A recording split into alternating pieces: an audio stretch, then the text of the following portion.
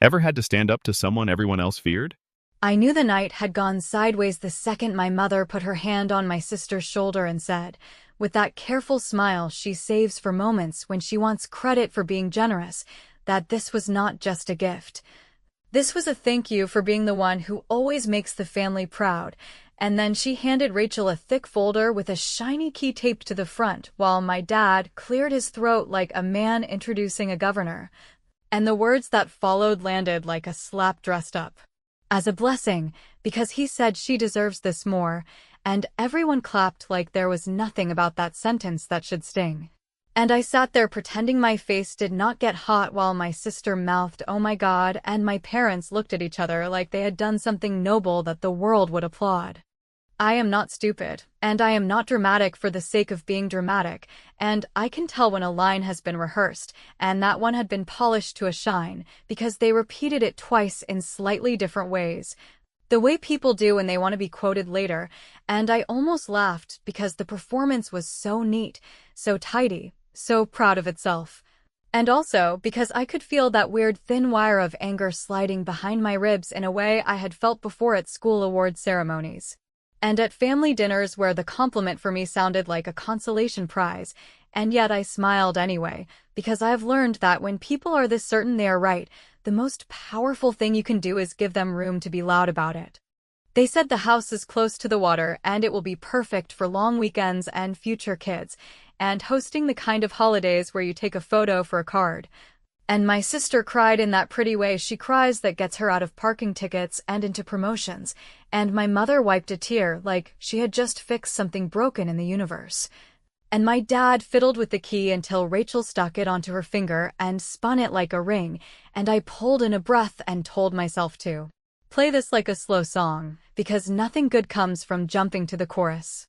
When my mother finally turned to me, her voice softened the way you soften your voice with a dog you want to coax away from the couch, and she said, "There is something small for you, honey," and I swear to you I almost felt bad for her for a half second, because the look in her eyes said this would be fine if I would just help keep it fine, and then she put a little box in my hands, the kind that usually holds earrings or a keepsake, and she looked relieved, like the worst part was over and all I had to do was smile, and I did, because my face knows how to do that even when my chest wants to throw a chair. I opened the box, and the air in the room changed in a way you do not need a thermometer to measure, because my parents' faces did that slow collapse that tells you a mask has slipped, and Rachel's smile stalled like a car at a bad light. And all the pleasant noise died without anyone saying SHHH, and I kept my expression exactly where it was while I looked down at something that did not belong in a jewelry box and certainly did not belong being handed to me like a consolation prize. Something that should have been acknowledged years ago when people could still pretend they did not know better. Something with ink that had not faded and names that could not be argued with, and I did not blink. Because I did not want them to think I would ever be the first one to look away. You would have laughed at how fast my mother tried to fill the silence with small talk about coffee and dessert, and how my dad said, "Let's not make a thing out of paperwork on a holiday," and how Rachel, still gripping her new key like a microphone, chirped that we can sort details later because the important thing is family, and I nodded like a woman who believes in later and in sorting, while inside my head I was lining up the steps I would take like plates on a counter, one after the other. Steady hands, no spills, because if there is one thing I learned growing up in this house, it is that they have never been more vulnerable than when they think they have already won. I closed the box with the same care you use to put a sleeping baby in a crib, and I said thank you in a voice so even it made my mother's shoulders drop a fraction. And then I did something that probably looked sweet and obedient from the outside, but tasted like steel to me. Because I asked if we could do our little family tradition and go around the table saying what we are grateful for while I make a quick video for the group chat, for the cousins who could not be here, and my dad brightened because he loves the sound of his own voice talking about values, and my mom sat up straighter because she knows what angles make her look forgiving, and my sister leaned in and put the key in the frame like an influencer born. And I held the phone and I let them talk and talk and talk. You should have heard the words they chose, because they were not careful and they were not kind, and in their eagerness to sell the story that had already been staged they gave me exactly what I needed without even realizing it. A clean little monologue about merit and sacrifice and who deserves what, and I kept my face soft and my questions softer. And I tilted the camera toward the box in my lap just enough that the corner of what they feared flickered across the screen like an uninvited guest, and I watched the recognition hit them not all at once, but in a wave that started in their eyes and sank to their mouths, and still I said nothing, because there is a better kind of justice than a speech, and it starts with letting people document their own arrogance. When the video wrapped and everyone did that awkward little laugh people do when they do not know where to put their hands, I hit send to the family thread without a caption, which is mean in a quiet way, I will admit that. Because it invites questions that are worse than accusations, and my phone buzzed almost immediately with those hearts people send when they do not understand the context, but want to be supportive. And a couple of neutral comments from the cousins who are always Switzerland. And then one message from my aunt that simply said call me later, and I slipped the box into my bag like it was gum and smiled at my mother like we were fine. They tried to steer the night back to normal with leftover jokes and a plan for brunch, and I nodded in the right places and asked for a tiny splash more wine. And I let Rachel describe the color of the cabinets she had not seen yet, and the deck she had not walked on, and the future parties she would host at a property she had not earned. And I listened like a supportive sister while my mother kept darting glances at my bag as if a bomb were ticking inside it, and my dad started telling a long story about the value of family names as if he had not just tried to erase one, and I thought, fine, keep talking, because the longer you walk out on a limb the more interesting it is when the saw begins. I am not going to pretend I was noble, because I was not, and I am not going to pretend I was above the pettiness of wanting them to squirm, because I absolutely was not, and if that makes me small then so be it, since small can still be sharp. And besides, the thing about being the overlooked daughter is that you learn how to move without making noise, how to collect receipts without shouting, how to turn down the volume on your own anger until it is a hum you can use like a guide, and that night I heard it clearly, that steady hum that said do not waste this, do not flinch, do not rescue them from the discomfort they created, and wrapped with a bow. By the time dishes were stacked and coats were found and goodbyes were said at the door, I had exactly what I needed and they had exactly what they had asked for on camera, and when my mother hugged me she whispered we can talk about all this tomorrow. And I whispered back sure in that tone that sounds like agreement and feels like a dare, and I walked to my car with the little box pressed against my side and the video sitting safely where no one could edit it, and I knew that whatever story they had rehearsed for this holiday had ended the moment I lifted that lid, because what was inside was not jewelry and not a joke and not something you can talk your way around.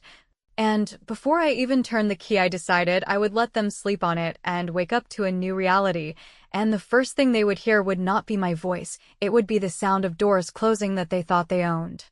The morning after that performance did not start with rage or tears or any of the dramatic things people love to imagine in stories they do not have to live. It started with coffee that tasted like I had earned it. A buzzing phone full of harmless messages from relatives who wanted recipes and small talk, and one short note from my aunt that said we should talk when I had a minute, which landed in my chest like a small steady drum because she is the only one in this family who has never asked me to smile through something that was obviously rotten, and while I waited for her to call I laid out the years like a ledger only I had kept.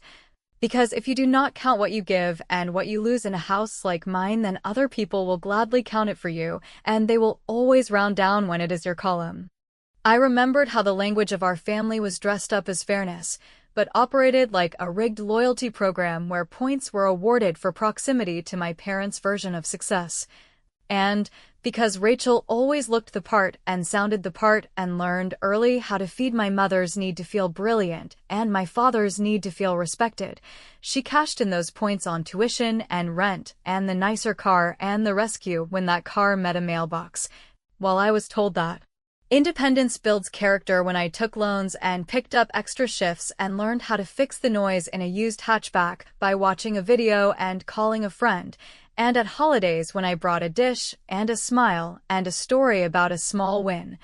my mother would hug me and say she loved my resilience the way people admire a thrift store find even while they shop at the boutique with their favorite child, and my father would clink his glass and remind everyone that delayed gratification is what separates Adults from teenagers, even as he slid his credit card toward Rachel, because she was still growing into her potential and should not be distracted by bills. If you are listening closely, you can hear how every lesson they handed me was about grit and patience and waiting my turn, and every lesson they handed her was about momentum and access and how doors open when you do not make people uncomfortable. And when something went wrong for me, I was told to examine my choices and try a different approach. But when something went wrong for her, there was a committee meeting where everyone decided the world had been unfair and should be corrected by immediate action. And I learned to stop arguing, not because I agreed, but because debates in that house were scored before they began, and winning meant I would be branded ungrateful, while losing meant I would be invited to try harder next time. And you can only bash your head against that kind of wall for so long before you learn to build a ladder somewhere else. The only person who ever refused to play along was my grandmother, who never made speeches and never performed generosity like it was theater, who believed that love is proven by what you do when no one is clapping, and who had this habit of writing things down and dating them in careful script as if she knew that memory is a slippery thing when people are invested in forgetting. And while she never badmouthed my parents, she would tilt her head when they bragged and ask one or two questions. That forced them to clarify what they meant, and then she would send me home with leftovers and a folded note that usually said something simple like "I see you" or "Do not apologize for noticing the obvious." And when she got sick and downsized, she gave me a small box of recipes and family odds and ends with a strange smile that I did not understand at the time, and she said that people who pretend ink does not matter tend to be very dramatic when ink speaks. And I thought she was making a joke about the price of greeting cards, and I tucked it away because I had work and bills and a life I was trying to build without needing applause from a crowd that never clapped for me anyway. So when I opened the little box last night and saw paper that did not belong in gift trap, with names that were not vague and dates that were not ancient and a signature that looked like my grandmother had taken her time on purpose, I felt something colder and cleaner than rage slide into place, because this was not a plea or a speech or a memory someone could spin. This was the kind of thing my father likes to call objective when it favors him, and after I sent the family video and watched the awareness crawl across my parents' faces, I put the box in my bag and decided that the next hours would be about process and not feelings, and that was a relief. Because process is where people like me win when charm and volume have been the currencies of everyone else. I took photos of every page and I did not crop a thing. Then I looked up the county recording office and called the general number like a person asking about how to renew a dog license, and I listened while a patient clerk explained what gets recorded, who can pause a transfer, how title companies hate surprises, and which office handles filings that signal that someone else might have an interest in a property a family is trying to move like it is a sweater. And when she finished, I thanked her in a voice so ordinary she will never remember me. Then I walked through the website she mentioned and read words my father has used at dinner parties for years. Words like probate and chain of title and notice to interested parties. And I realized that my parents had been counting on two things: that I would not know how to read a simple instruction page, and that if I did, I would still be too polite to use it. My aunt called while I was filling out a contact form for a real estate attorney who offers short consultations without making you feel like you are stealing office air, and she did not ask me to calm down because I was not yelling. She asked me if I was safe and if I had eaten, and then she asked me what exactly was in the box, and when I described the pages without reading them aloud, she went quiet in that way that signals she has just remembered something important, and she said she was pretty sure my grandmother had a folder at her lawyer's office that no one else ever asked about, and that there might be a sealed letter there because she had driven her once and waited in the car, and if I wanted to, she would call that office and ask if they still existed and whether they might have documents for a granddaughter whose name happened to match the one on the label. And I told her I wanted that more than I wanted apologies, because apologies in my family are performances and folders are facts. By noon I had a call with an attorney who sounded like someone I could sit next to on a plane and actually enjoy, and she walked me through a clean series of steps that were not theatrical or aggressive, they were just correct. And she drafted a simple notice that would be recorded with the county and would put any transfer or new deed on hold until an interested party had a chance to be heard.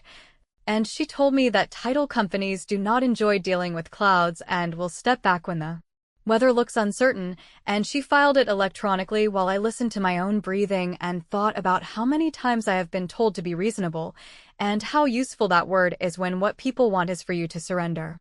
An hour later, my mother texted a soft little message about brunch plans shifting and how it would be lovely to keep things light, followed by a second text that sounded like it had been written by my father, asking if I had done something we should discuss. And I responded with a polite email instead, addressed to both of them and to Rachel, with a single sentence acknowledging receipt of their generous gift announcements and a second sentence noting that a legal notice had been recorded to ensure that all parties withstanding were given fair opportunity to review relevant documents, and a closing line that said I would be handling communications through counsel going forward and that any attempts to move assets in the meantime would likely complicate things for them with third parties like lenders and insurers. And I sent it without trembling because it was not a threat, it was a description of what had already happened. Rachel posted a humble brag about her new getaway to an audience that rewards shiny moments and filters out the fine print, and not long after that a number I did not recognize called 3 times, which turned out to be the title office trying to clarify why a property they had been told was a clean family transfer now had an active flag on it. And as those calls rolled in, my aunt texted that she had reached the lawyer's office and that there was in fact a sealed envelope with my name on it, waiting to be picked up by me in person with identification, and I sat very still and looked at my phone and at the confirmation email from the county and at the little box I had returned to my bag. And I realized that for the first time in a long time I was not reacting to their choices, I was executing my own. If you are looking for fireworks, you will not find them here because I did not storm a house or rip keys from hands or shout in a driveway. What I did was colder and frankly more effective. Because I put a lock on the only door that mattered, and I did it without raising my voice. And while my father called again and my mother sent a long text about misunderstandings and family unity and optics, I let both sit unanswered while I checked my calendar and confirmed the pickup time for the sealed envelope. And as I closed my laptop, I felt that hum again, the one that started the night before when I pressed record on my phone, and I knew that the next time my parents heard my voice it would not be to argue. It would be to read a sentence out loud that would make the room stay quiet for a very long time. I drove to the attorney's office with that strange calm you get when the argument is already over even if the other side has not realized it yet, walked in with my identification and the little box zipped into my bag like it was a wallet, signed my name on a clipboard without ceremony, and watched the receptionist disappear into a back room only to return with a thick envelope that had my name written in my grandmother's careful script and a smaller tab attached by a staple that looked like instructions for whoever handed it over, which I did not read because I wanted the first words I saw to be the ones she meant for me and not a staff note about procedure, and I sat in a quiet chair, slipped a finger under the seal, and realized before the first page was fully free that this was not just a goodbye letter or a recipe card or a sentimental keepsake. This was a packet of authority dressed to look like paper, and it had been waiting in a drawer for the day someone finally tried exactly what my parents had tried. Inside were 3 things that mattered more than any apology I will never get.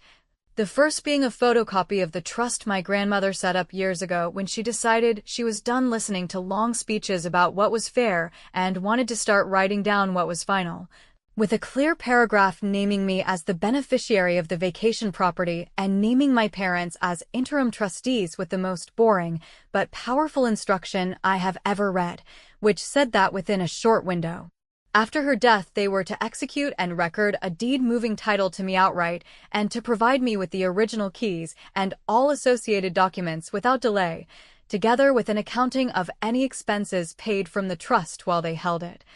And right there under the paragraph was her signature and a notary stamp and the small typed name of the lawyer whose office I was sitting in, which meant there was no universe where anyone sensible could claim this was a misunderstanding or a memory gone blurry, because the ink was not a story, it was a command. The second item was a single-page letter in my grandmother's voice that managed to be kinder and sharper than any lecture, a letter that said she had seen me work without applause and wanted this to be something I did not have to beg for,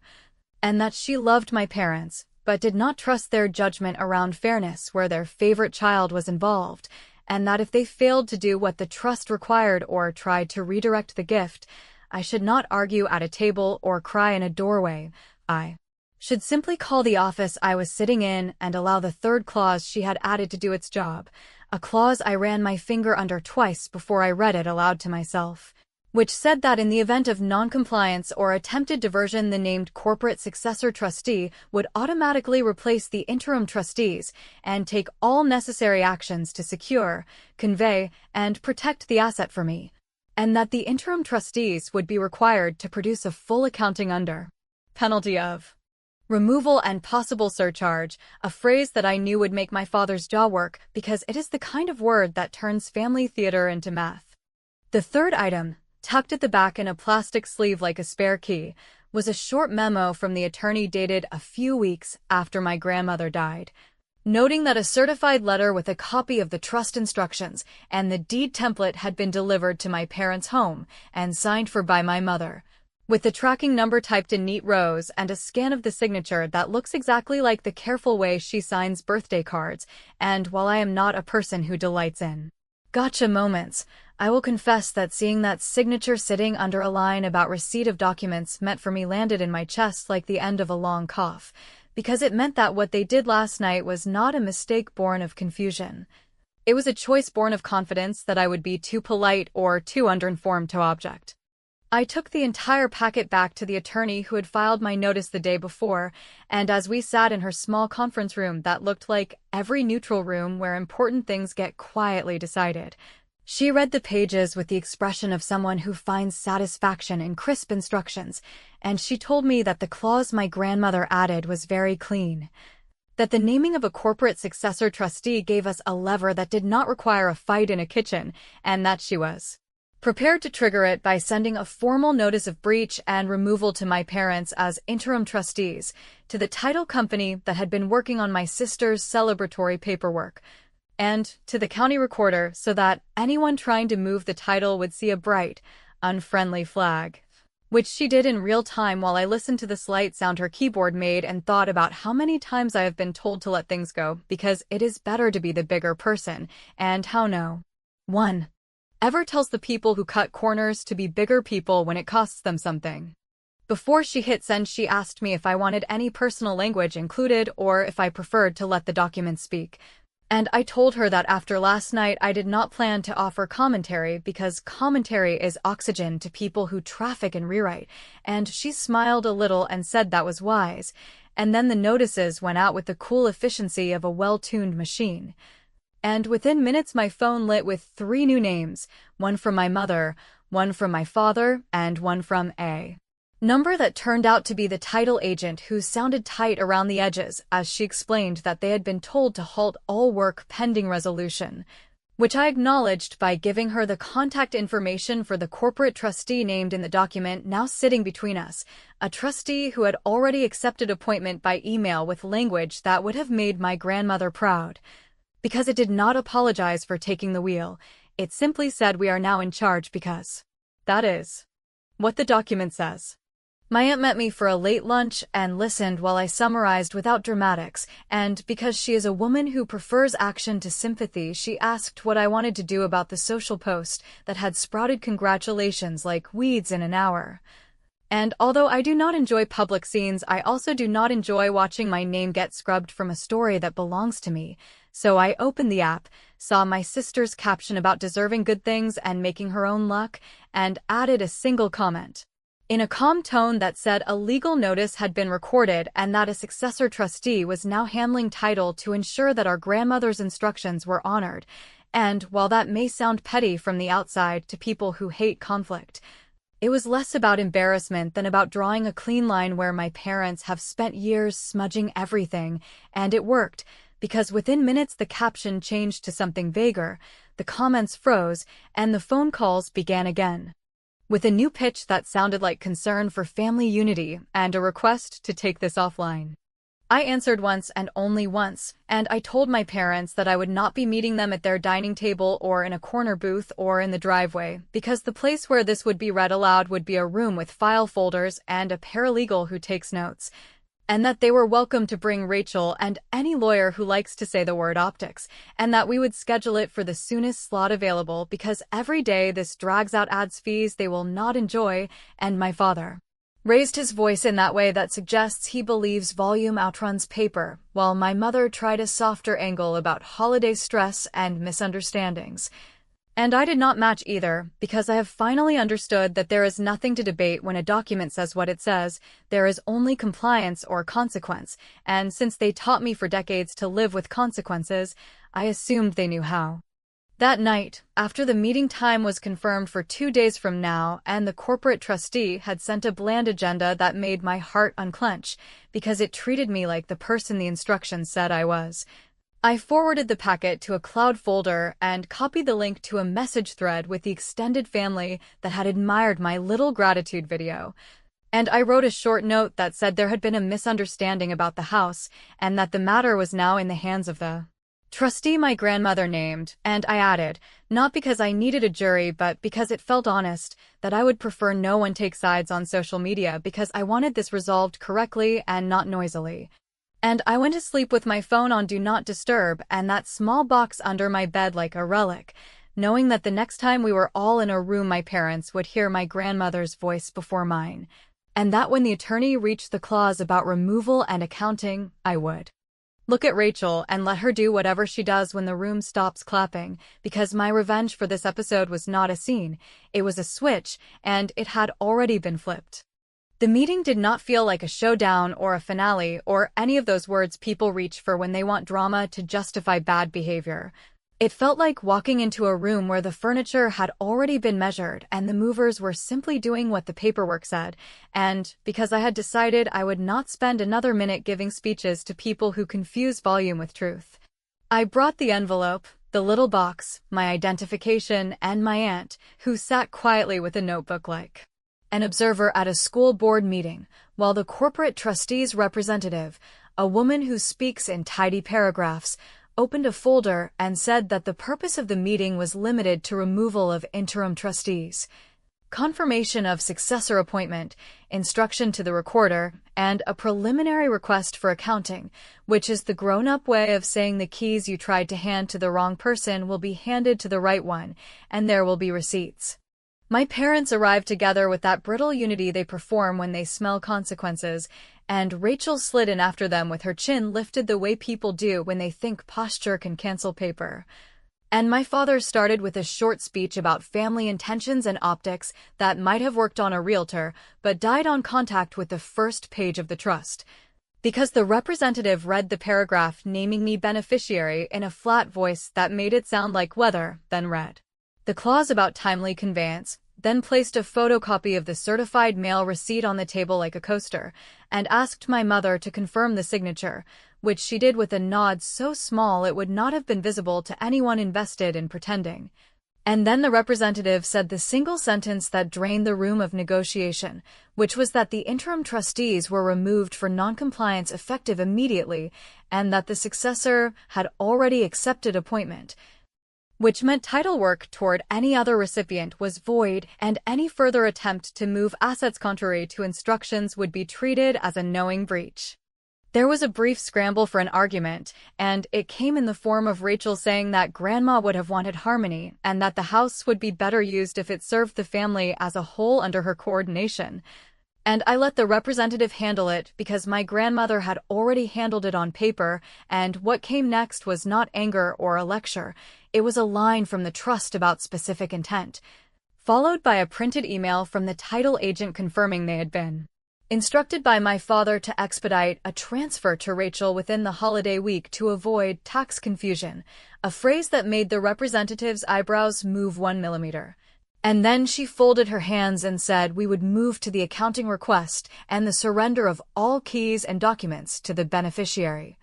and that any duplicates created for marketing or celebration should be turned over or destroyed under written acknowledgement. The accounting request, which my parents clearly thought would be a spreadsheet they could massage at home, turned out to be a tidy list produced by the representative and signed in front of us that required every expense paid from trust funds during their interim control to be itemized with vendor, amount, and purpose, which is where the first real crack opened. Because tucked into a short stack of invoices my father had brought in anticipation of looking cooperative was a deposit receipt for a renovation consultation at the vacation property made out in Rachel's name for design services scheduled for the first week of January. And while the amount was not enormous, it was trust money spent toward a plan that assumed a transfer that the trust did not allow, which meant it would be flagged as improper unless reimbursed. And the representative circled it with a quiet pen and said surcharge exposure was possible if reimbursement was not immediate, and I looked at my father and watched him do the math he usually expects other people to do for him.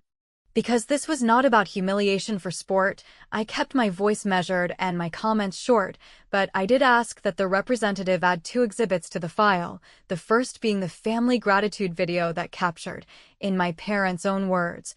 the claim that Rachel deserved the asset more and the presentation of the key as a concluded decision, and the second being a screenshot of Rachel's public announcement promising future gatherings at a property that did not belong to her, and while none of that was necessary to prove anything on paper, it served a purpose I care about, which is preventing future revisionist history when acquaintances start hearing the story told with fog, so the representative printed the exhibits,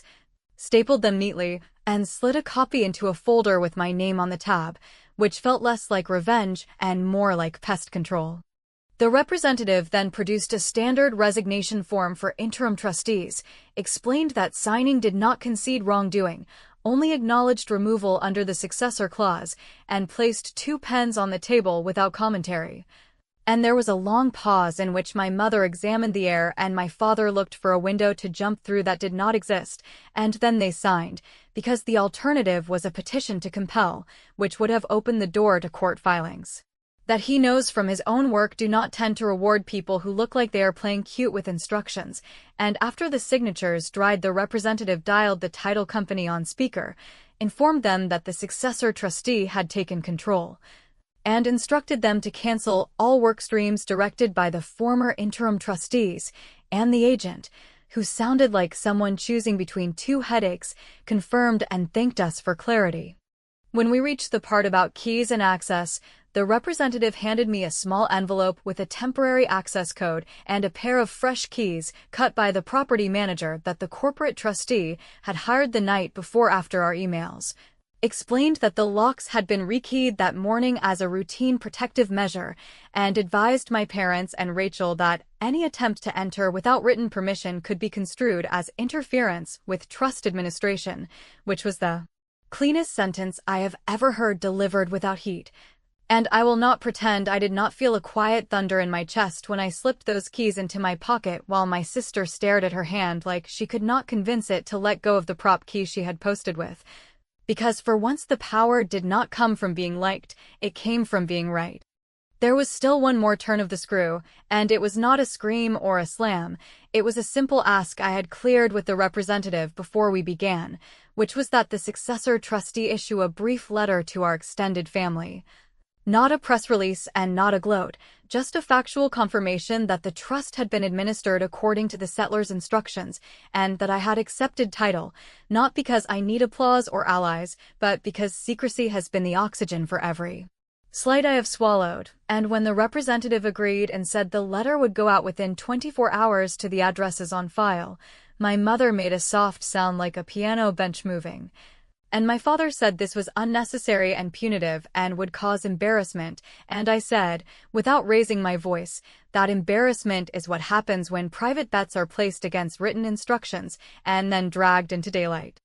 We wrapped with a clean list of follow-ups, a deadline for the accounting, and a line in the termination letter banning my parents from acting as fiduciaries on any remaining instruments my grandmother had established unless expressly reinstated by the successor. Which is the closest thing to an apology I will ever get because it carries weight, and we stood, and no one hugged, and no one promised to talk soon, and I walked out with my aunt into air that felt ordinary and new at the same time.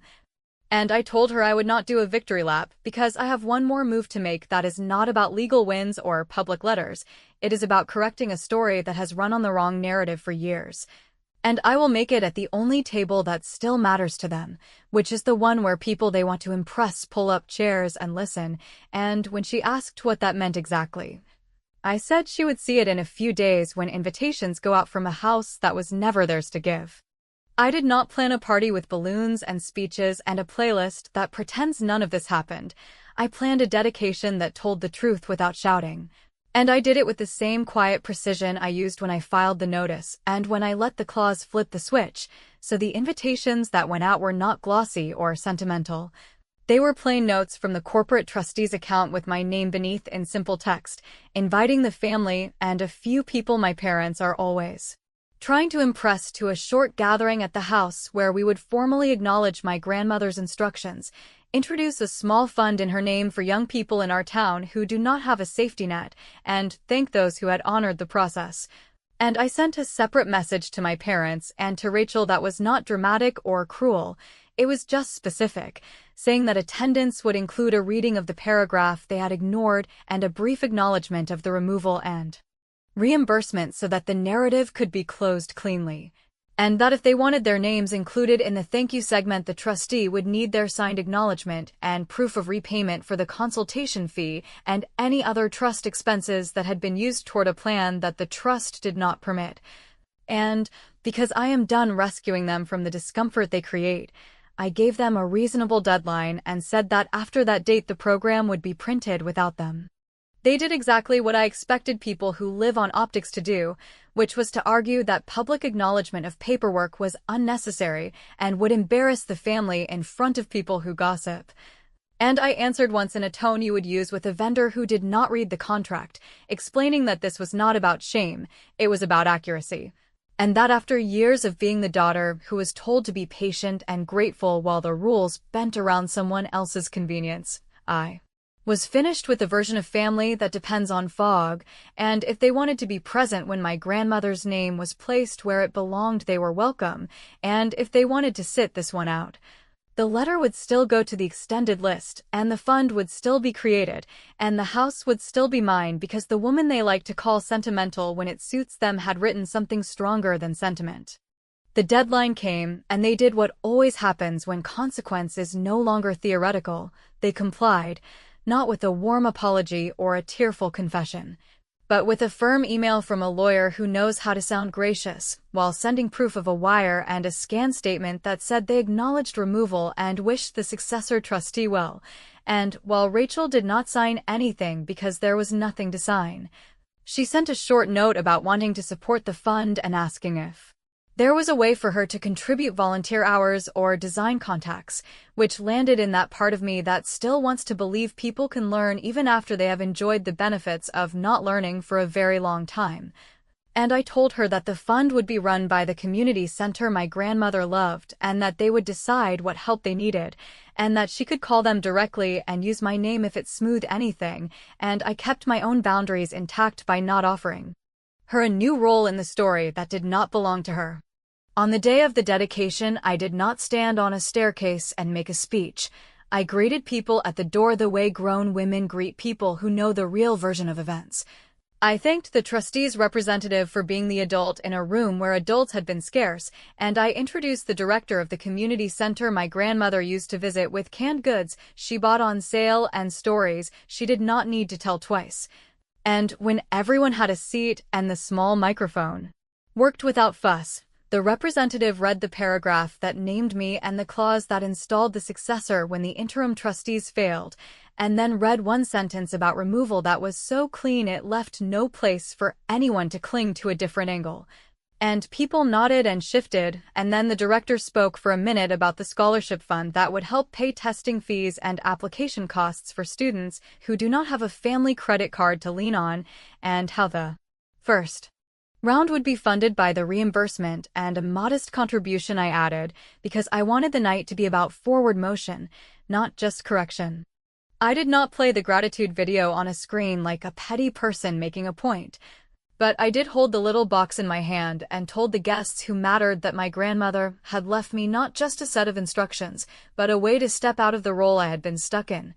And I thanked my aunt by name because she drove me and stood next to me and kept me from turning the whole thing into a brawl. And then I told a simple story about my grandmother labeling her spice jars and her folders with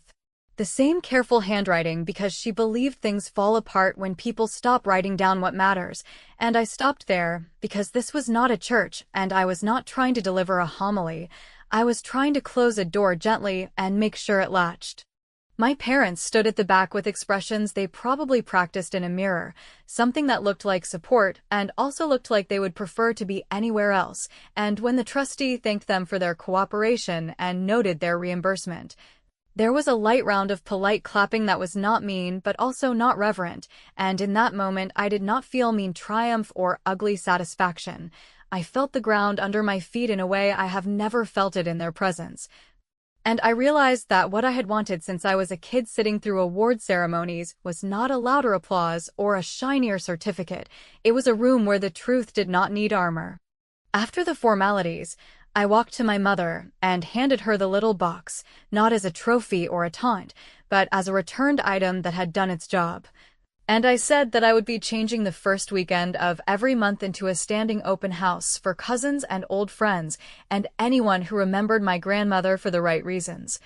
That I would be sending a calendar managed by the community center for sign-ups so that the place did not become a new site for old arguments, and that if they wanted to come they could send me a note like everyone else, and I would treat them with the same boundaries and the same kindness I intend to treat everyone with. Which is to say, I would not tolerate speeches about deserving more, and I would not let anyone rewrite a page that had been written by a woman who knew exactly what she was doing. People lingered and asked practical questions and signed a simple pledge to share the fund link instead of rumors, and when the last guest left and the trustee's representative shook my hand with that small nod professionals give when things are in order, I walked through a house that finally had the right echo. I texted the cousins that the calendar was live, and I let myself sit in a chair that had nothing to do with performance and everything to do with ownership, and the satisfaction did not come from winning a fight or humiliating anyone. It came from finishing a plan that did not require permission from the people who taught me to mistake permission for love. And as for my parents and my sister, they left quietly because there was nothing left to argue, and maybe they will test the edges again one day, and maybe they will not, but the thing that will not change is the line that now exists where there used to be a fog, which is the last move and the only one that matters. Because it turns out the best revenge is not a scene or a punch, it is a structure that holds even when the clapping stops and the door is shut and the person who is supposed to take what you built has to watch you keep it without asking for a thing.